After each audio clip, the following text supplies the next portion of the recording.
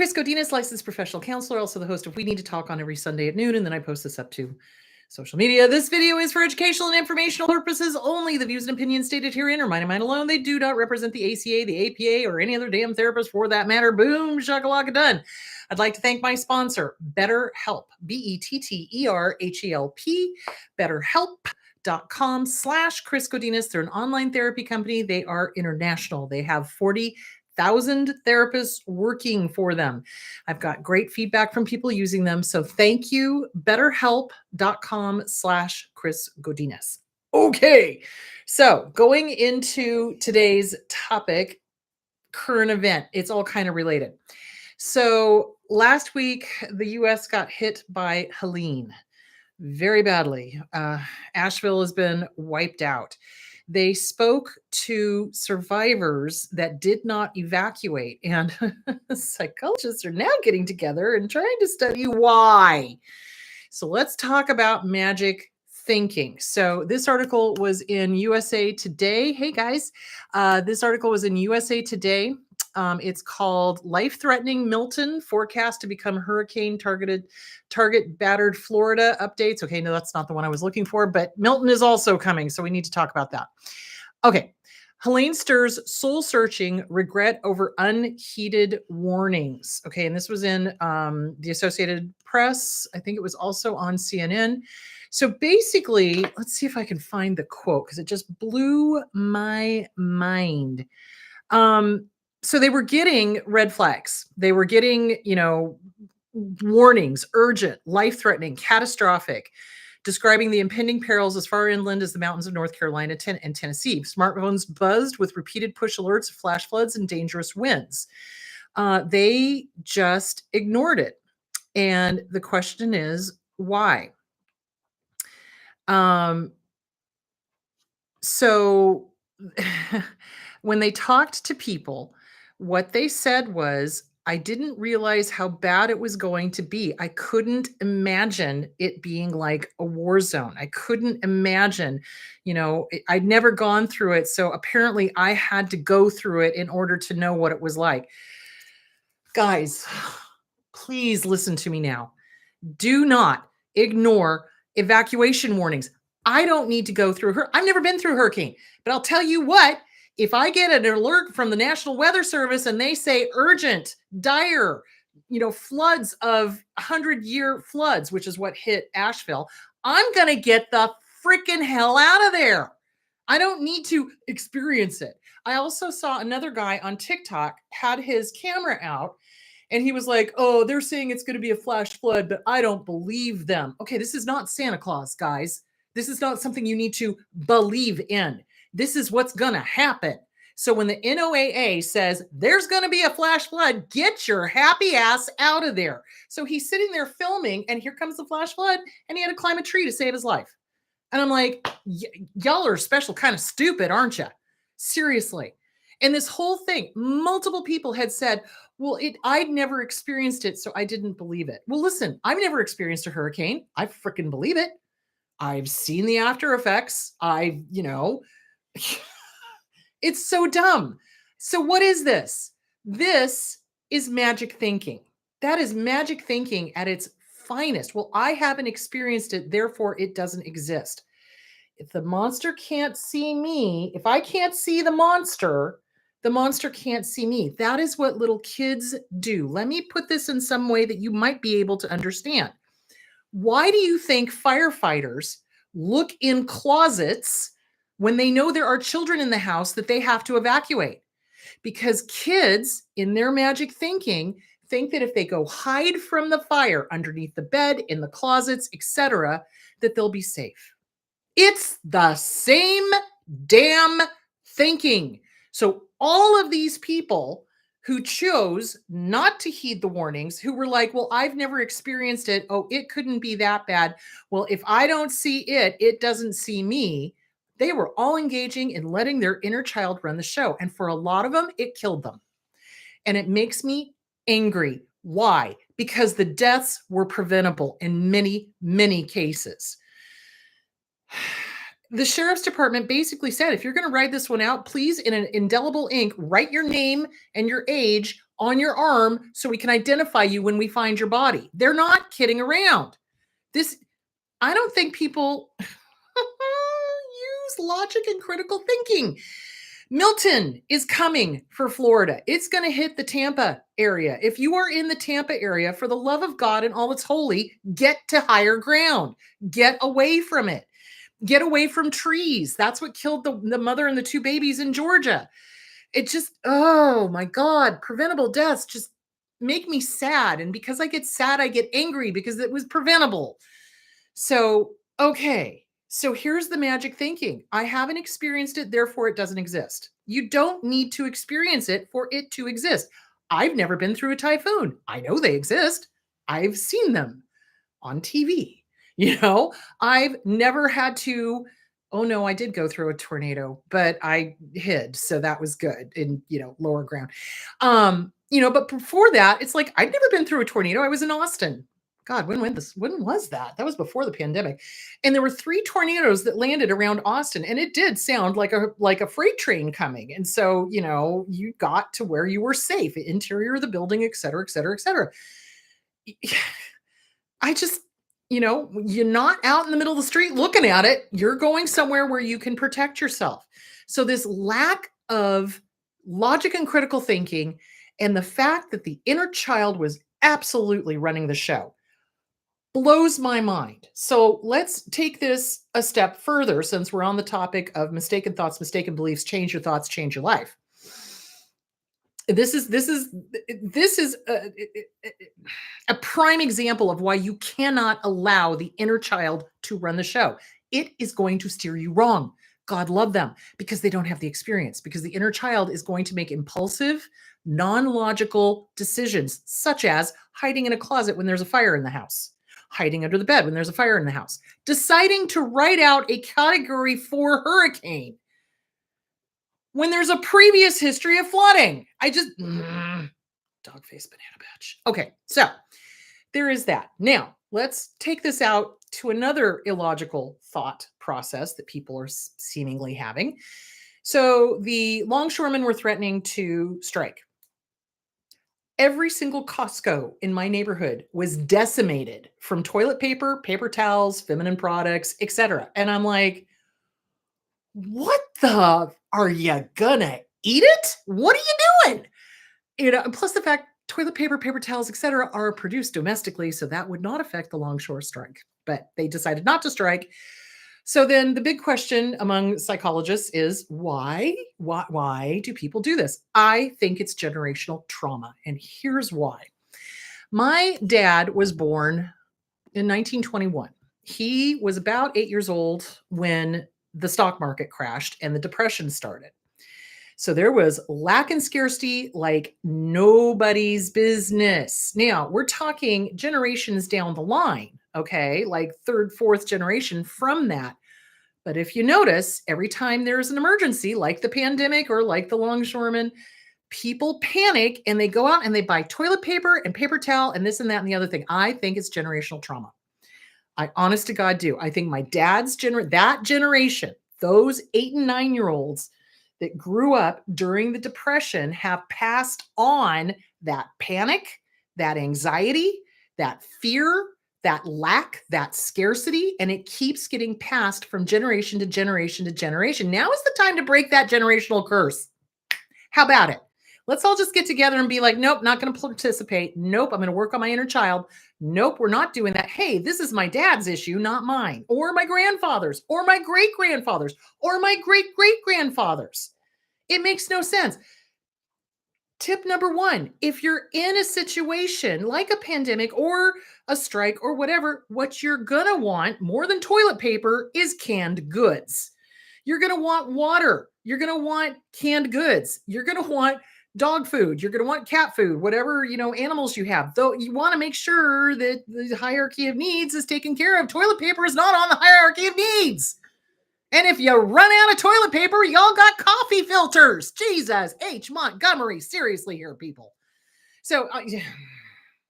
So anyway, the point being, I can hear John laughing in the other room. The point, he already heard this rant. Anyway, the point being is that the illogic driving it is the generational trauma, in this case, with the not heeding the warnings, it's the inner child. How old were these people when they made the decision to put their life in danger? Now, okay, this is different than, okay, the person is elderly or maybe doesn't have transportation or maybe not money to get out of the area. Those are different topics. I'm talking about people who were able bodied, who could have left, who didn't, and who died, or who were put in severe peril, which then puts the first responders in severe peril because now they have to go rescue them. So my nephew is a firefighter, so don't put my nephew in severe peril. It's bad enough he sends me images of the fires he's fighting because he likes to hear me go, ah. So, anyway, the point, oops, I got to turn down the sound. Whoa, where'd the sound go? Where'd the sound? There we go. The point being is, it's the inner child. It is absolutely the inner child. And logic and critical thinking needs to come into play. Now, Milton has just been upgraded to a hurricane. Please, I love you guys. I don't want you dead. I visited you guys last December. Yeah, it was last December in Tampa. I loved Tampa. Tampa is a beautiful, wonderful city, and I love their hockey and everything else. So please, if you're in an area that's threatened by the hurricane, I know it's hard to wrap your head around. All you got to do is go look at pictures of Katrina. And the worst case scenario is, okay, you leave, nothing happens, your house is fine. Okay, so you spend a little extra money, but you're alive. Your life is more valuable than your employer, than, honey, here we go. Stand back. I'm about to get on a soapbox. 11 workers in Tennessee had their green cards. Their employer told them they could not leave. And they claim, the employers did, because they're a bunch of lying sacks of doo-doo, that they didn't know, that they didn't have warnings. Bull. The NOAA, the weather services, the news services were sending out warnings like crazy. I hope that they get the living crap sued out of them, because 11 workers are dead because they would not let them go, and they held the threat of them losing their green card over them. How dare they? Those are human beings. I don't give a frick whether they're immigrants or whether they're natural born or whatever. That is a human life. And if you do not place value on a human life, you can just leave this channel right the frick now. I get so sick and tired of these people who are like, oh, well, they were just immigrants. No, they're human beings. We have one planet. We're all related. Deal with it. Don't get me started. Oh my God. Okay. So your life is not worth it. Your life is not worth a job. It isn't. It isn't even worth immigration status. It's not. Your life is more valuable. And I think why I'm so angry is because it makes me so goddamn sad to see people die that didn't need to effing die. And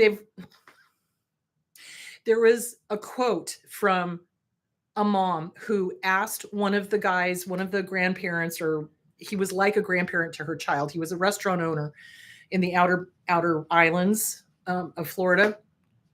And she asked him to come inland with her. And he said, nope, I'm going to write it out. Nope, it's not going to be that bad. Nope, nope, nope. So, of course, he died. And she had to try to explain that to the 6-year-old. And the 6-year-old was like, but mommy, we can just go and open the door and let the water out and he'll be okay. The 6-year-old didn't understand death. And it's not fair and it's not right. It was preventable. He could have survived if he went with them for the night. That's all that needed to happen. It hurts my heart. It hurts my heart. I hate it. So anyway, the point being is mistaken thoughts, mistaken beliefs, inner child running the show, generational trauma running the show. This is not what we want. This is not what we want. So let's dive into today's topic, which is change your thoughts, change your life. So what happens is that we get, and again, I want to warn you again, Milton's coming. It's coming. It's going to hit Florida. It's going to hit in the same spot. So please get inland, save yourself, because I love you guys and I don't want you dead. I don't want anybody dead. If I had my way, nobody would die. Nope. We just die of old age. It would be wonderful. But I'm not God. So anyway, which is probably good, because if I was, there'd probably be a lot of dead people. So anyway, the point being is that, which I just said, I didn't want anybody dead except the evil, bad, dead people. So I'm having a moment. Anyway, the point being is that we think these thoughts and we don't question them, and we need to.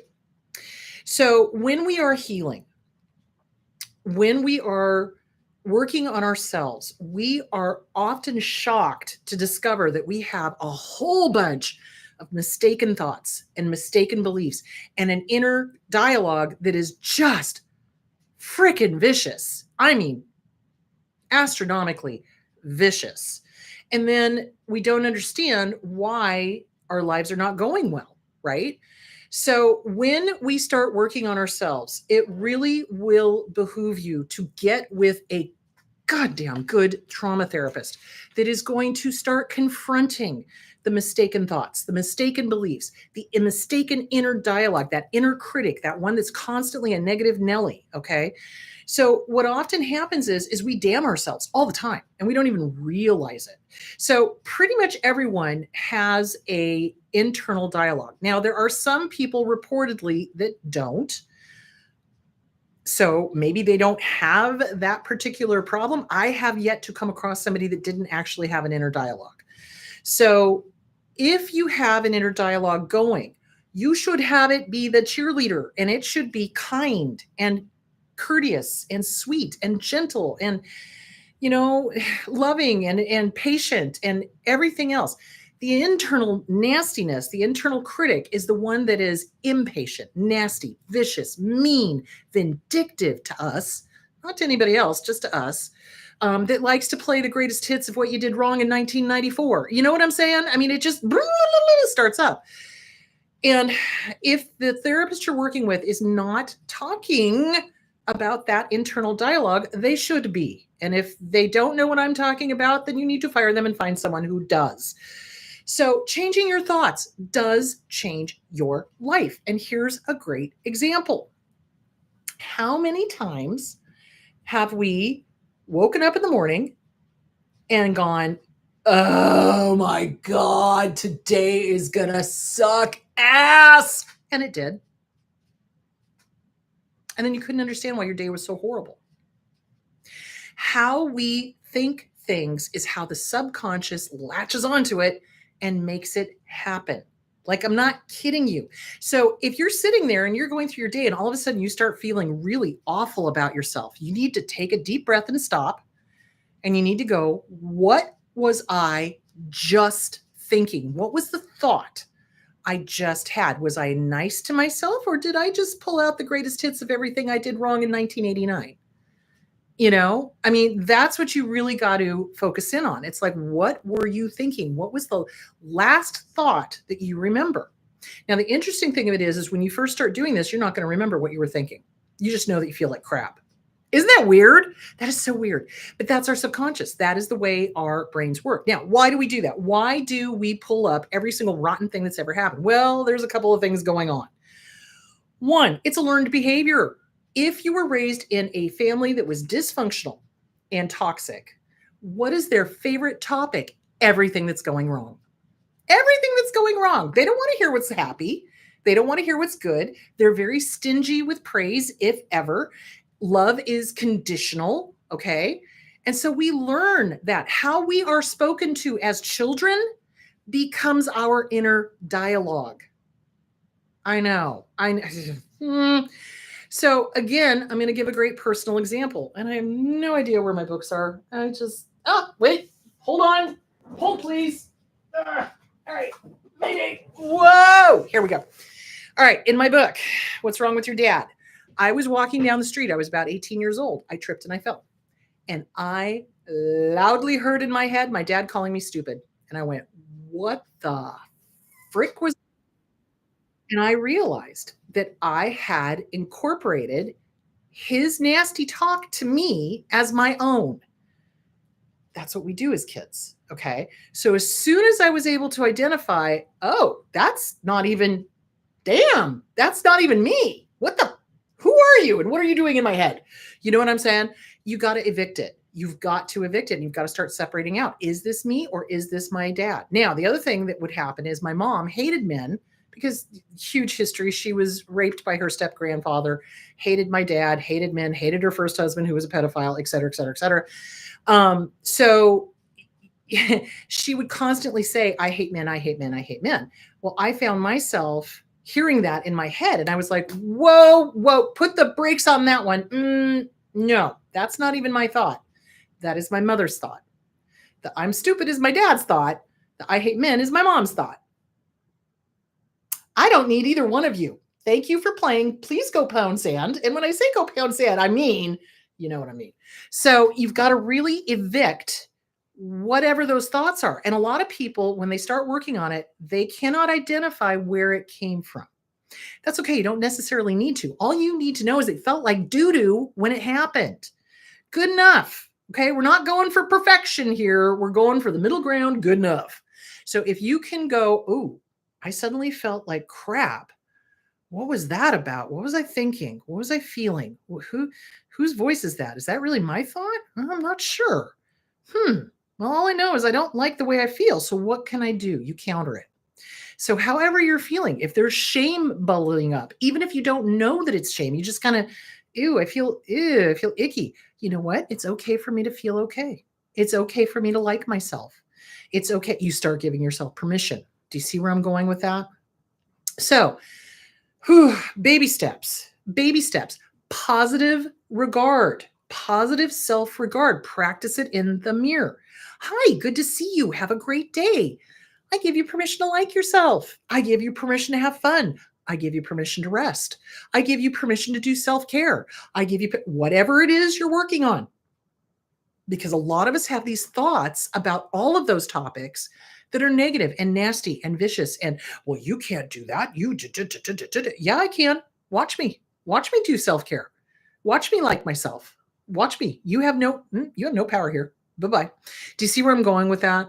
So when we get stuck, okay, and it happens, we get in a rabbit hole. Okay. The thoughts start twisting around like a twister inside of our heads. The best thing to do is to just stop. So this is called thought stopping. Okay. So when a thought happens, you have to literally be like, nope, all of you shut the hell up, drop an F-bomb. Boom, shut up. Do you see where I'm going with that? And then you replace it with a positive. Try to figure out what the thought was. That's going to be the most helpful. But if you can't, that's okay too. Does that make sense? So you just work on helping yourself feel good. Now, how do you do that? Here's the sticky wicket. Reparenting yourself. So my dad constantly called me stupid, which is funny because obviously I'm not. But I was very threatening to him. So he had to make sure to put me down because it scared him that I was as smart as I was. So what you do is you do the polar opposite of whatever that feeling is or whatever that thought was. So if the thought is, oh, you're stupid, or you're this, or you're that, thank you for your input. Shut the bleep up. Why? Because I say so. I am the boss of these thoughts. These thoughts are not the boss of me, and half of them aren't even mine in the first place. Do you see where I'm going with that? So you replace it. So as soon as you say, nope, no, thank you for your input, shut the bleep up. I am a good person. I am smart. I am a loving, kind, patient person. Whatever it is, it just said, you say the polar opposite and you're not going to believe it. And that's okay. That's why you got to practice it. Remember, this nasty voice has been doing bicep curls for years and years and years and years. You got to get the cheerleader doing bicep curls now, okay? And it's not going to be as strong as the nasty voice. So that's why you've got to put the nasty voice down, bring up the cheerleader, and replace the nasty voice with the cheerleader. Do you see where I'm going with this? So how is this going to change your life? You're going to feel so much better. Oh my God. Half of the time, no, more than half of the time, I'd say 99.9% of the time, when clients come in and they're feeling awful, they discover in the middle of the session that they are hurting their own feelings. That is not victim blaming. It is to say that they are not stopping that negative internal voice that's not even theirs, and they believe it. You cannot believe it. If this voice, if this internal critic says anything nasty, vicious, mean, if it's not the cheerleader saying, I love you, good job, keep going, oops, you screwed up, okay, make amends, good, you did, forgive yourself, move on. If it's saying anything less than that, if it's mean, if it's vicious, if it's if only, if only, how dare you, you're stupid, you're dumb, why did you say that? Oh my God, you're so ugly, blah, blah, blah, blah, blah, whatever the nasty thing is, you shut it the hell down. You replace it immediately with the positive. You're not going to believe the positive. Why? Because this thing has had years to go work on you. You need to put it down.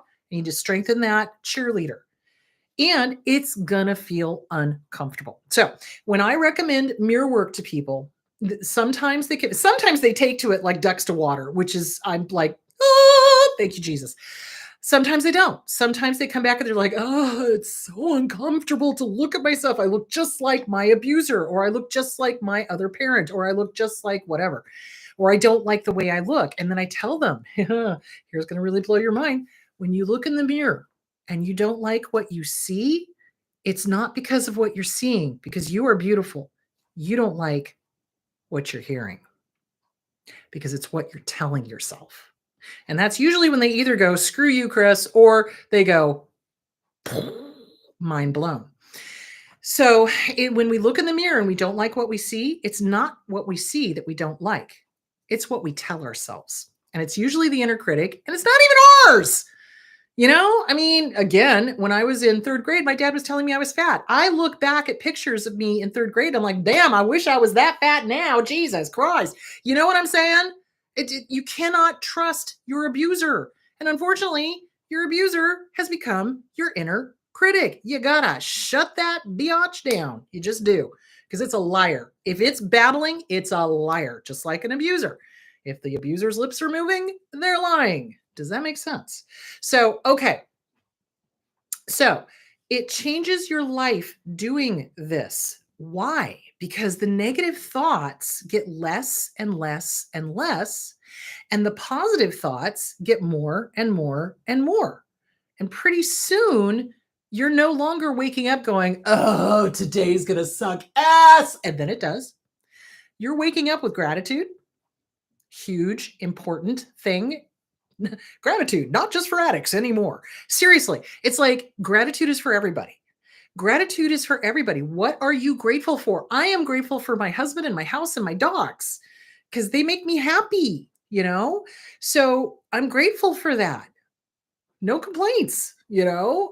I'll be happy when the election's over, but other than that, no complaints, really. And so you just got to look at what's going right. Now, the other thing to do too is to practice that in the evening with yourself. So in the morning, the mirror work is to kind of get your day going, remind you. It's like, a good parent.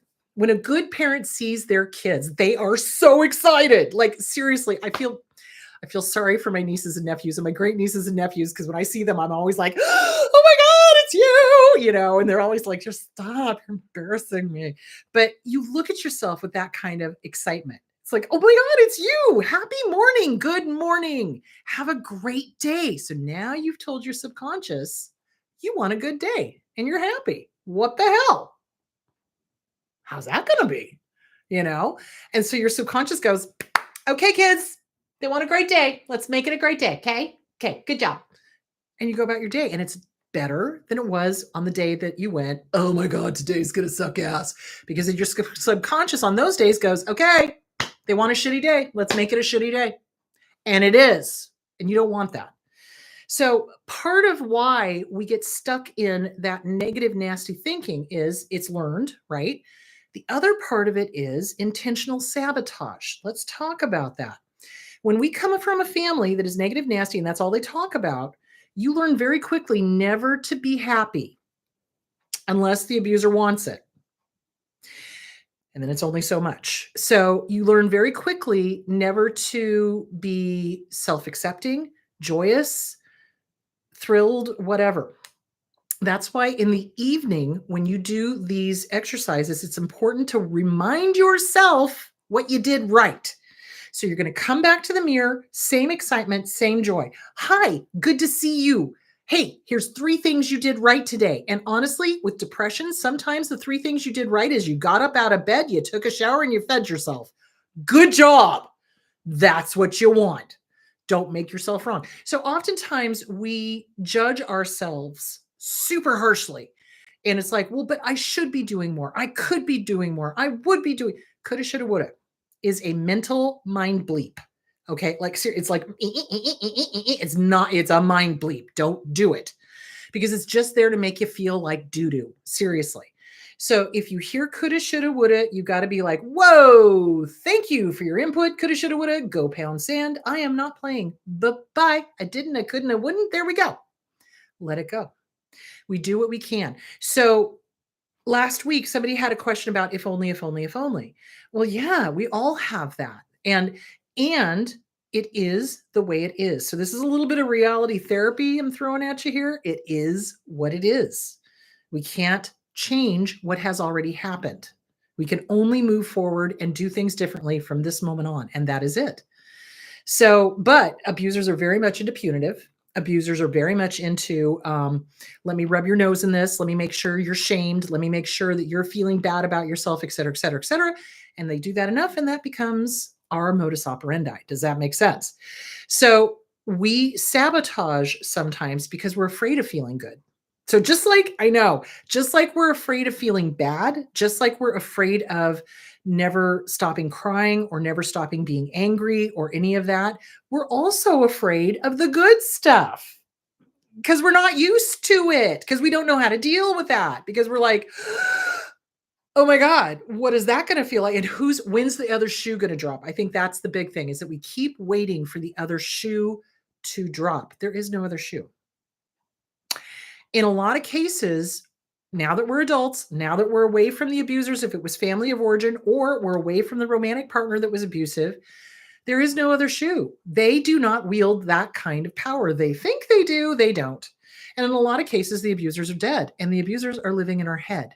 You've got to evict them. Like, seriously, an eviction notice. Dear abuser, bleep the bleepity bleep bleep out of bleeping bleep. You get the bleep out of my head. How dare you? Let me drop another F bomb.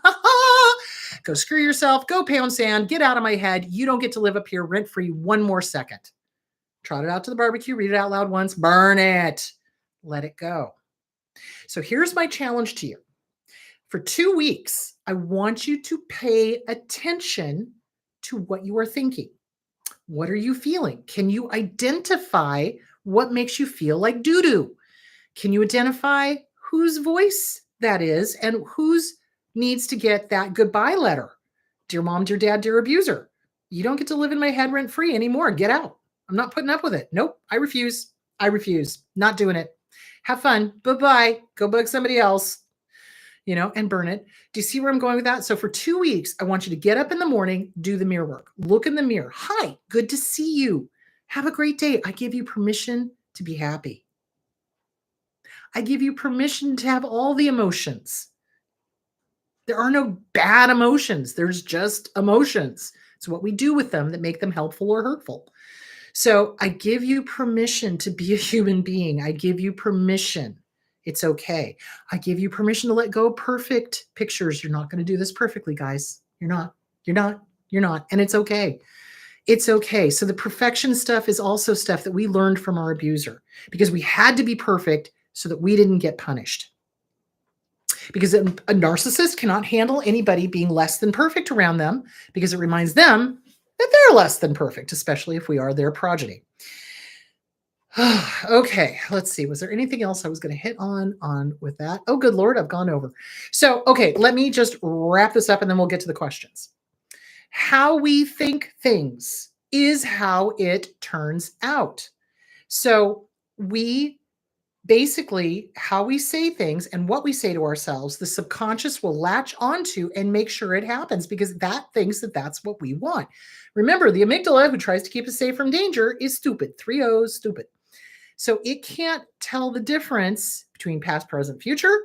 And the subconscious cannot tell the difference between a maladaptive behavior and a healthy behavior. So you've got to start training the healthy behavior. Now, eventually what's going to happen when you do the mirror work in the morning and the mirror work at night, after 2 weeks, you're going to feel a difference. and you keep doing that, eventually your cheerleader becomes super strong. And that is your knee jerk reaction. So, for example, okay, self esteem workbook, right? That section, I think it's chapter 7. I'm not entirely sure, but it's that section where he talks about even though, nevertheless. So, even though things go south, so let's say something goes south, right? Something didn't go the way you wanted it, something went south, etc.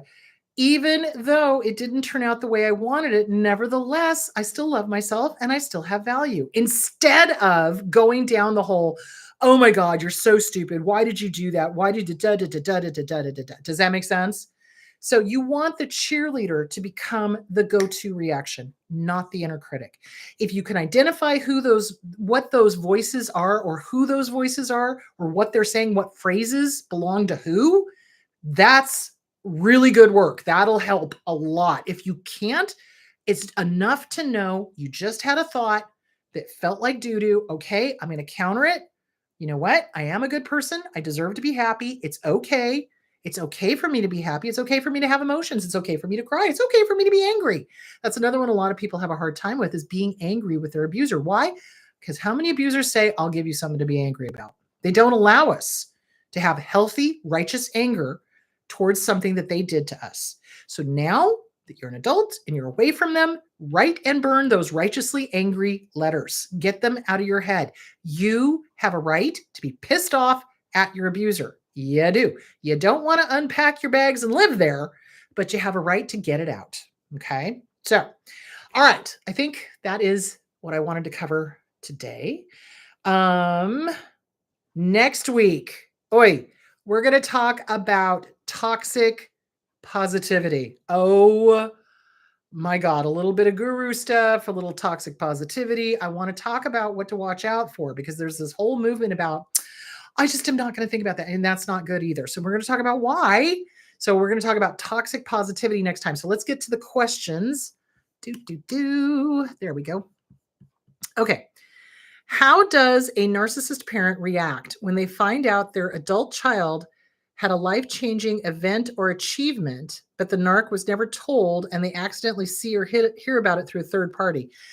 Well, they can do one of two things. They'll either ignore it because it has nothing to do with them, or they'll get really pissed because you didn't give them their proper dues.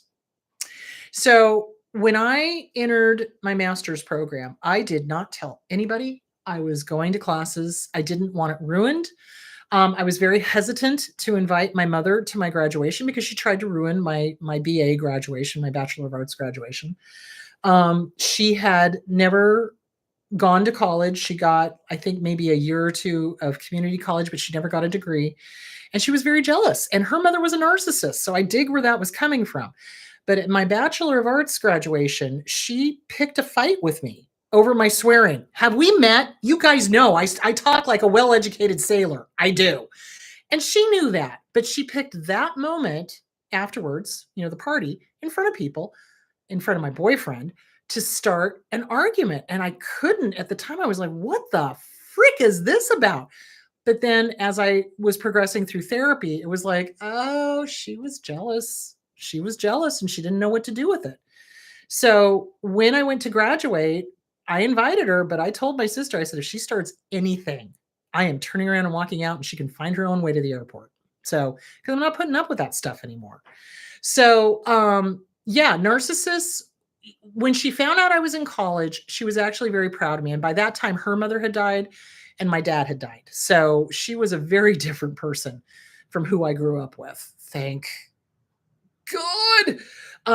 So the narcissist will do one of two things. They'll either ignore it because, they didn't get any, narcissistic hits off of it, or they'll use that as their excuse to rage because you did not tell them, and you don't owe them an explanation. You don't, they find out, and you don't owe them anything. You don't owe them anything.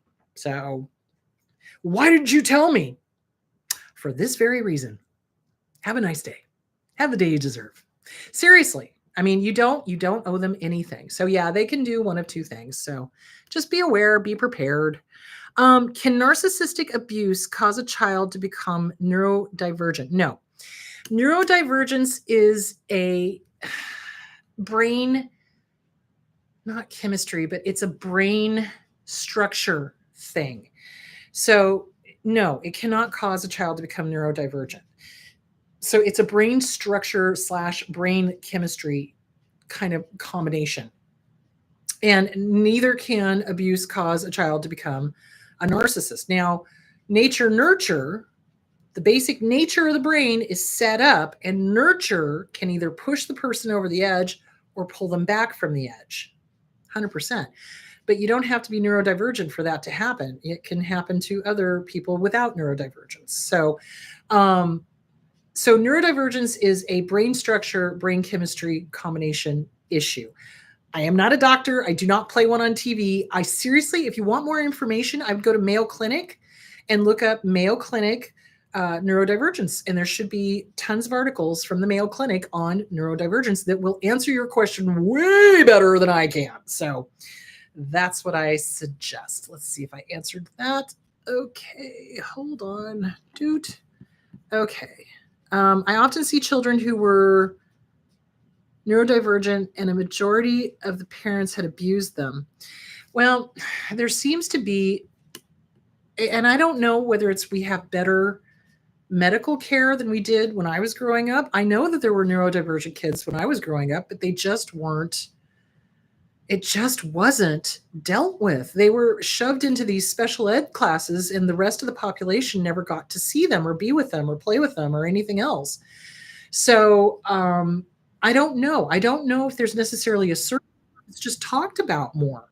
So again, I would go to the Mayo Clinic and look that up. There's studies that you can read. There's all sorts of stuff that you can do. That is not my area of strength, but I don't think it's caused by abuse. I really don't. So with any other questions, go to the Mayo Clinic. That would be the best place to go, or talk to your own physician and see what they say. That would be my guess. Okay, hold on. All right. Okay. All right. So next week, we are going to discuss toxic positivity. Okay. Which I know we did a lot of positive stuff today, but this stuff is not toxic positivity. We're going to talk about what is toxic positivity, what is not toxic positivity, and how to find that balance, and to be careful of gurus because they use a lot of that toxic positivity. So we're going to talk about all of, communal narcissists, toxic positivity, all of that fun stuff. All right, listen, it's still 109 here in Phoenix. So if you're in the Southwest, or really anywhere, drink plenty of water, take good care of yourselves, eat as healthfully as you can, get some exercise, go smell some flowers. It's a good idea. Take good care of yourselves, guys, and I will talk to you again next Sunday. Bye.